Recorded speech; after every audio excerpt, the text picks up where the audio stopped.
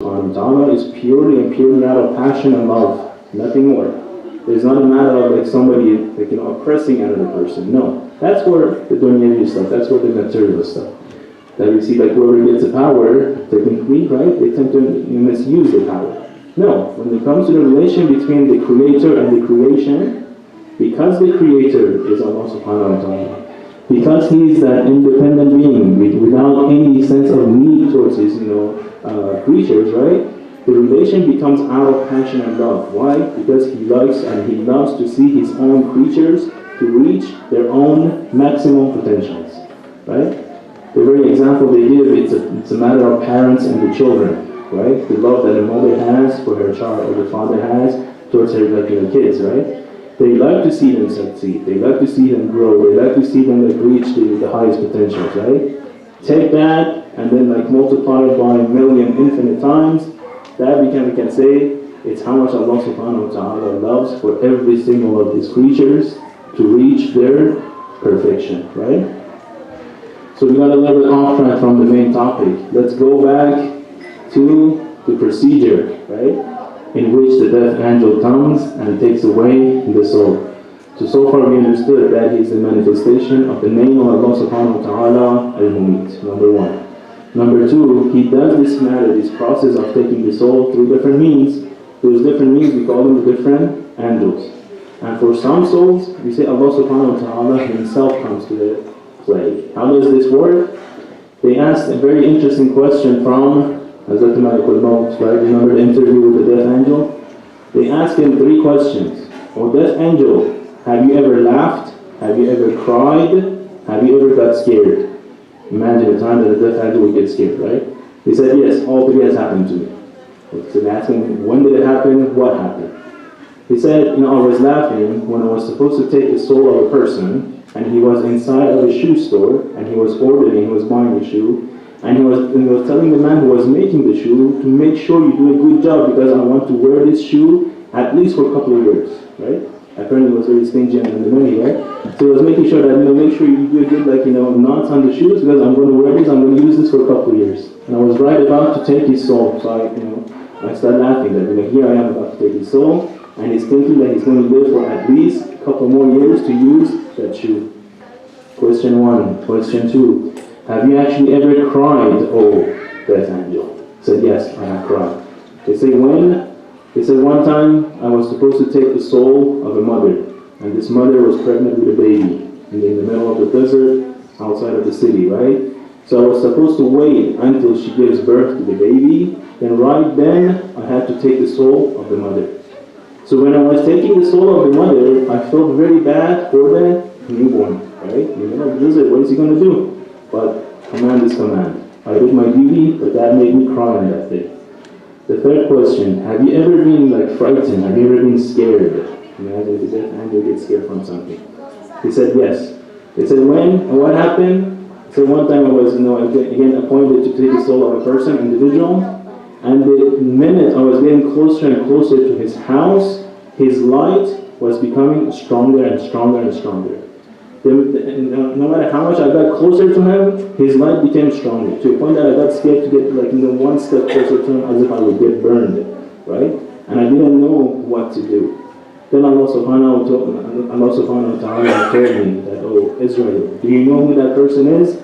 And I said, no, I don't know. I don't have the knowledge, right? Allahu a'lam. He said, that's the very same baby that you saw many years ago in which you took the soul of his mother.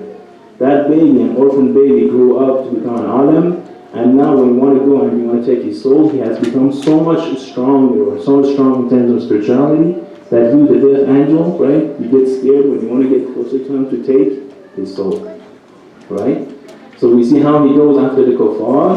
On the other side, we see how he approaches those who have faith, right? And even in other ahadith, we have even higher than this one, right? We have that in so many ahadith, when a mu'min, when a true mu'min wants to pass away, who comes to actually welcome him to the spiritual realm? Amir al-Mu'min is one of them, the Ahlul Bayt, right? The Holy Prophet, sometimes the Prophets, sometimes the Shuhada, right? So many, again, hadith, and so many true stories. I'll tell you one of them, right? So one of the ulama, he actually had a wife from Najaf, and he was living in Najaf. In the summertime, usually Najaf is warm, right? So they usually travel back to their hometown. It was from one of the city outside of Mashhad, I think, close to Nayshabur area, but that doesn't really matter, right? So he said, after a couple of years of studying Najaf, for the first time, I decided to go with my wife, back to my hometown for the time of the summer. So we went, we made the travel, right? Once we got to our hometown, the weather was not, that much fit to my wife. So she got sick, right? She got sick, and no matter how much we tried, different medicine, different doctors, different physicians, right? Her sickness became worse and worse and worse. To a point that, she was just laying down in her room, and she could barely speak. We could only barely, feed her some water and some food, right? And nothing else. So we got completely, hopeless out of all the physicians. Then I started thinking to myself, what happens if, God forbids, if she passes away right here in my house, in my family's house, right? What am I going to tell her family when I go back to Najaf? We were just newly married, right? So they're going to tell me that you have taken our daughter to a foreign land, and then you have left the body there and you have come back here alone, for example. How dare you, right? So all of these thoughts was going through my mind and going through my mind more and more and more, to the point that I reached the stage of istirar, right? I found no way out of it, right? So right then I faced the Qibla, I started doing istighatha to Hazrat Sahib al-Asr wal-Zaman. I started praying, I started crying, I started calling out his name, and started saying that, please and please help me, right? Then I heard my wife calling my name. I got shocked. I was like, oh, she couldn't even barely move, but now she's calling out my name. I went to the room immediately, and I was trying to see how is she doing. I saw her sitting down as a perfect, normal human. But she was completely angry at me. She gave me a very angry look. And says, oh Sayyid, how come you didn't let them? And I was like, what are you talking about? She replied, how come you didn't let them take me? I was even more puzzled. What are you talking about? You okay? You were sick, you were dying, you were like this. Now all of a sudden you're sitting down, what happened? Again, she replied the same thing. How come you didn't let me take me? And she was crying as she was saying this stuff. So once she calmed down, I asked her in a very nice way, in a respectful way, so what happened? What did I do wrong, right? So she told me that, when you were in the other room, when you were praying, right? The curtains, the hijab went away. Amir al-Mu'mineen walked to this room, right? Then followed by him, Lady Fatima al-Zahra. Then followed by him, Imam Hassan al-Mujtaba. Then followed by him, Abu Abdullah al-Hussein, right? All of the Imams, they came. Amir al-Mu'mineen approached me and he asked me, he told me first salam, and he asked me, he called me by my first name, and he told me, are you ready to go with us? And I said, yes, why not? Just let me change and then you go. Amir al-Mu'mineen pointed at me and I saw myself in the clothes that I was supposed to wear in the hereafter. So I got up to leave. As we were about to leave the room, then Hazrat Sahib came to the room. And you, Sayyid, you were holding on to his robe, to his abba. Like a little child holding up to the hand of the father, you were holding up to his abba. And you were begging and begging and begging and asking him to extend my life. So Hazrat Sahib said something to Amir al-Mu'mineen. Amir al-Mu'mineen looked at you, Sayyid. Then he looked at me. He says, for the matter of his istighatha to our grandson, we're going to grant him the wish, and then our meet will be for the future, for the next time that inshallah we will meet. Don't worry, we'll come back for you. The minute we sat down, I found myself here, and I was able to sit down, like in a normal human, and that's why I called your name, because I was this close to go, and then you came and you ruined everything, right? So this is how the death happens for a true woman, right? So imagine this, if it's like this, everybody wishes for it, right? That's what everybody wants, I mean, what else we want, right? On the contrary, if the person is kafir, I think I've said many of those, right? So inshallah, Allah subhanahu wa ta'ala will give us a tawfiq to actually be a true mu'min and to enlighten our eyes at the time of departure. And the very same hadith, very same narration was actually narrated by Amir al-Mu'mineen towards the end of his blissful life, right? I'll just read part of it, that as Amir al-Mu'mineen was getting closer and closer and closer to the time of departure, he says, وَقَالَ هَذَا رَسُولُ اللَّهِ وَعَمِّي حَمْزَةَ وَأَخِي جَعْفَرَ وَأَصْحَابُ رَسُولُ اللَّهِ وكلهم يقولون عجل قدومك علينا فإنا إليك مشتاقون. So towards the very last, all of a sudden Amir al-Mu'mineen opens up his eyes and he says, here comes the Holy Prophet. Here comes my uncle Hamza. Here comes my brother Ja'far. Here comes the companion of Rasulullah. And they all say, كلهم يقولون عجل عجل قدومك علينا. Ta'ala, haste and haste, haste and come towards us. فَإِنَّا إِلَيْكَ مُشْتَاقُونَ.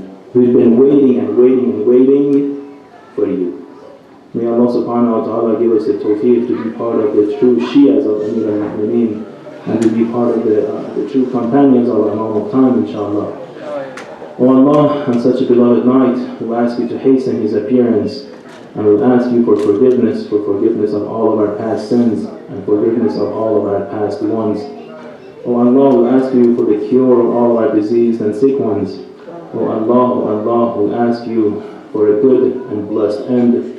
O Allah, we'll ask you for the true faith and iman in this world. O Allah, we'll ask you for the tawfiq of their ziyarah in this life and their shafa intercession in the hereafter. O Allah, we'll ask you humbly to accept this majalis from us and to share some of the rewards with all the marhumin, marhumat and ulama, maraji azam. O Allah, we'll ask you humbly not to take us from this world if you're completely satisfied with all of our actions. O Allah, we'll ask you humbly to bring the Ahlul Bayt on the first night that we are departing from this world. O Allah, we'll ask you humbly to help all the mu'mineen and mu'minat around the world.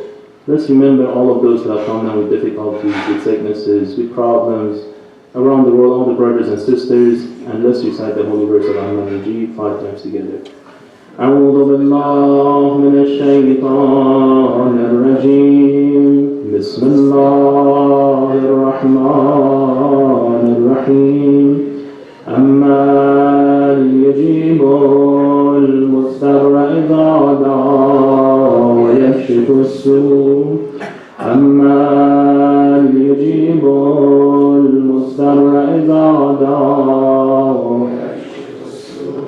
أما يجيب المضطر إذا دعا ويكشف السوء أما يجيب المضطر إذا دعا ويكشف السوء أما يجيب المضطر إذا دعا ويكشف السوء.